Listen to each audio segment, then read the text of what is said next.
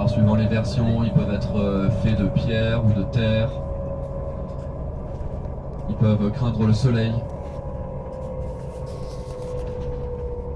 C'est vrai que ça remonte quand même très très loin dans l'histoire. Ça remonte à l'époque des Vikings.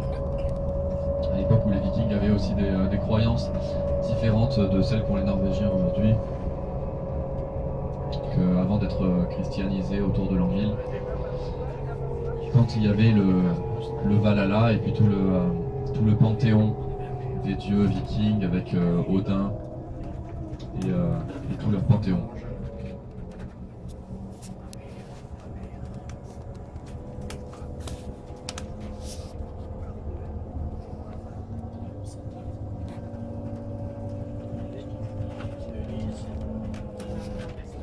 Aujourd'hui, ça a pas mal changé bien sûr, mais on retrouve quand même voilà, dans les traditions, dans le folklore des rêves de cette époque-là. Et puis aussi, on observe qu'en Norvège, les populations se concentrent pas mal sur les côtes. Bon, les Vikings, on les décrit parfois un peu comme des guerriers sanguinaires qui, je sais pas, boivent le sang de leurs ennemis dans des crânes ou qui portent des casques avec des cornes. Bon, tout ça c'est un peu l'imaginaire qu'on s'en fait. Mais bon, il fallait bien remplir la marmite le soir aussi. Donc à la base, c'était quand même surtout des pêcheurs. Et aussi pour certains des commerçants. Ils venaient du sud de la Scandinavie en fait.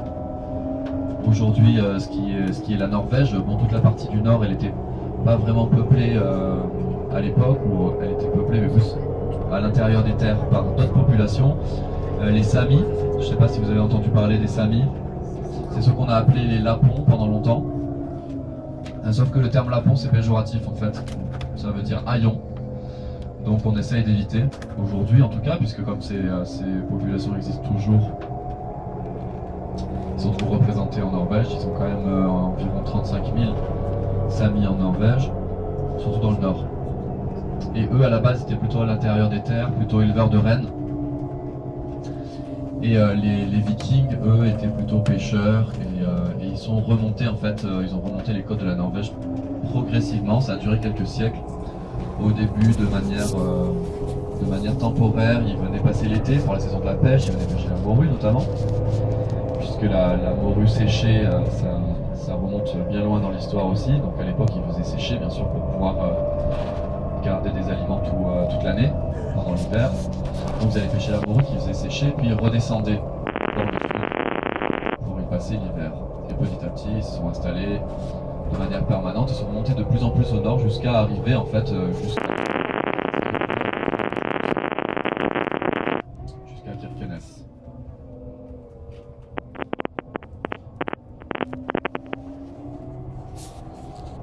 À l'intérieur des terres, il n'y avait pas tellement de monde finalement dans cette région-là. Bon, c'est vrai que ici on s'imagine assez bien pourquoi, hein. On est très haut en altitude, il ne pousse pas grand-chose, on ne peut même pas faire paître des troupeaux ici. Après, plus à l'intérieur des terres, c'est surtout une question de température, il fait très très froid en hiver, donc c'est pas forcément très adapté pour s'y installer. Tout à l'heure je parlais des tas de pierres aussi qui sont un petit peu partout. À l'époque des Vikings, il y avait aussi une autre utilisation, et ça c'était presque des petites tours de pierre en fait. C'était situé en haut des... À l'intérieur, il y avait une niche dans laquelle ils stockaient par exemple du bois ou des écorces de bouleau séchées. Et puis il y avait des gardes qui surveillaient la vallée. Et quand par exemple un ennemi était en vue, alors ils allumaient un feu au sommet de cette montagne, et ça prévenait les villages environnants, et ça prévenait d'autres gardes qui étaient situés sur d'autres montagnes, qui eux à leur tour allumaient un feu aussi, et ainsi de fil en aiguille, ils prévenaient un peu toute la région que le danger s'approchait.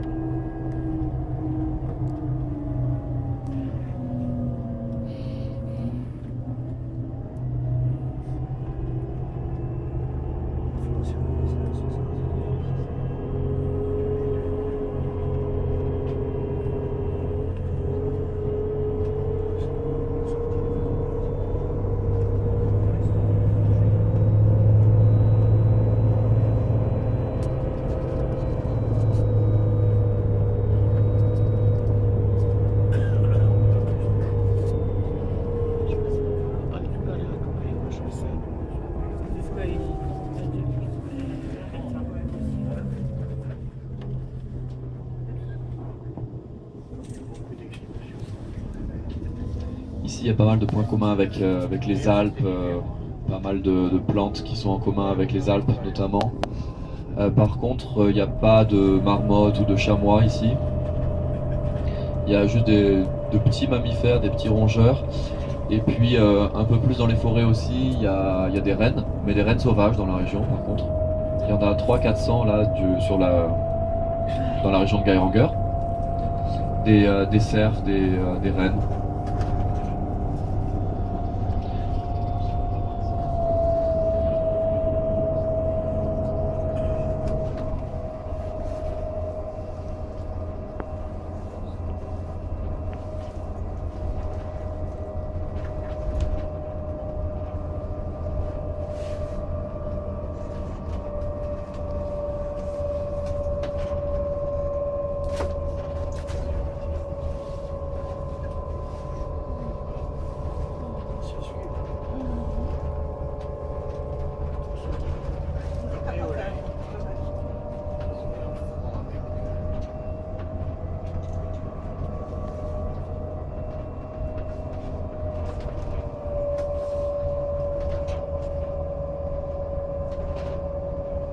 Et avant Geiranger, vous étiez où?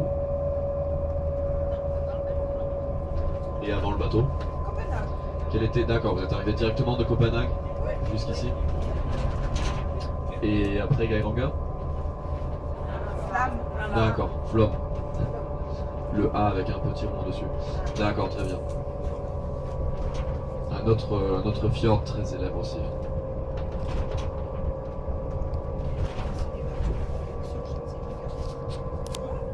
C'est tout facile avec des voitures de collection. Regarde. Et Stavanger, donc Stavanger, Geiranger. Beaucoup de noms en Anger. Anger, ça veut dire fjord en fait à la base.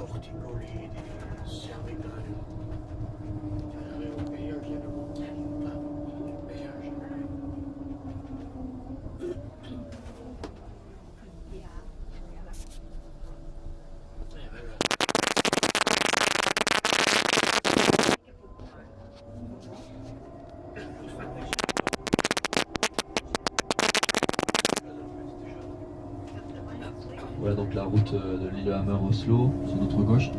Il y a des routes un petit peu partout maintenant en Norvège, même s'il y a encore quelques villages qui ne sont pas reliés par la route, qui sont vraiment très difficiles d'accès dans le nord de la Norvège. Mais ça s'est énormément développé ces dernières dizaines d'années. Il faut vraiment s'imaginer qu'il y a encore 50-60 ans, la moitié nord de la Norvège, il n'y avait pratiquement pas de route du tout. Et il y a encore un siècle, c'était vraiment juste le début. Parce que pendant des siècles, on s'est beaucoup déplacé par bateau en fait, en Norvège. Déjà que traditionnellement, c'était beaucoup des populations de pêcheurs, donc et en plus de ça, avec les fjords et les montagnes, c'était vraiment difficile de construire des routes. Donc pendant très très longtemps, on a vraiment utilisé la mer et les fjords comme moyen de communication principal. Aujourd'hui, ça a beaucoup changé bien sûr. Il y a des tunnels et des ponts et des ponts-tunnels un peu partout. Tout à l'heure, on voyait ce morceau de route en forme de boucle un peu. Maintenant, ils ont même des tunnels qui ont cette forme-là, donc des tunnels qui forment des boucles sous les montagnes. Donc voilà, il y a vraiment beaucoup d'infrastructures en Norvège. Pour comparer un petit peu, j'ai fait le calcul. En Norvège, on a 100 000 km de route pour 5 millions d'habitants. Ça fait à peu près 200 mètres de route par personne. Et en France, ça ferait combien? Alors c'est difficile, mais c'est beaucoup moins. Ça fait 15 mètres de route par personne à peu près en France. Donc voilà, pour dire, le réseau routier par rapport à la population est vraiment beaucoup plus important en Norvège. Bon, déjà quand on voit Geiranger avec ses 250 habitants, il y a déjà cette route là et l'autre route de l'autre côté, il y a déjà 50 km de route pour 250 habitants.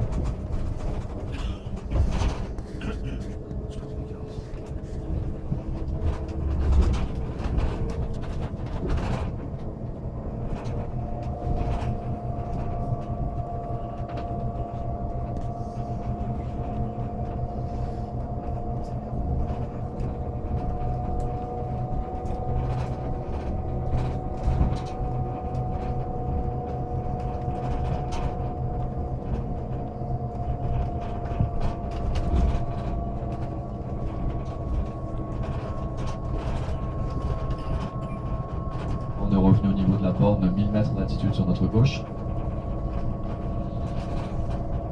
On a fait 1500 mètres en hauteur, on va faire la même chose en descente, évidemment. Ça paraît logique. Et nous on l'a fait en bus, bon c'est facile, et encore, mais il y en a qui le font parfois à vélo, ou voire même à pied aussi. Ici la semaine dernière on a eu notre semi-marathon. Il y en a qui le font en voiture de collection aussi, et voire même en voiture de sport.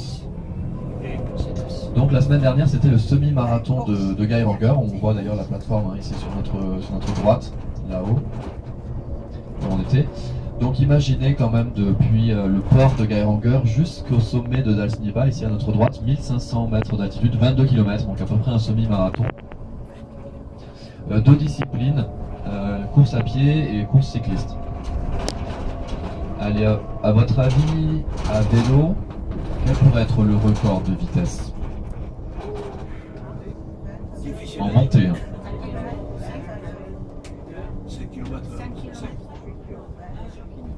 5 quoi? 5 heures? 1 heure. À vélo, 1 heure, c'est presque la réponse exacte puisque c'était 1h05. 1h05 à vélo, mais à peu près 45 minutes, donc finalement c'est pratiquement la même vitesse. Il y a quand même 1500 mètres à grimper. Et à pied, en courant en tout cas. Où sont les coureurs? 4 heures, 5 heures, 3 heures, on se rapproche. 2h30. Encore moins. 2h58 minutes. 57, 56, 55. Non, on pourrait aller loin comme ça puisque c'est 1h30 en fait. Oui, 1h30, oui. Ah, on est bien entraîné dans la région. Hein. Bon, je dis on, j'avoue, moi j'ai pas participé. J'ai un collègue qui a participé, il l'a fait en 2h20.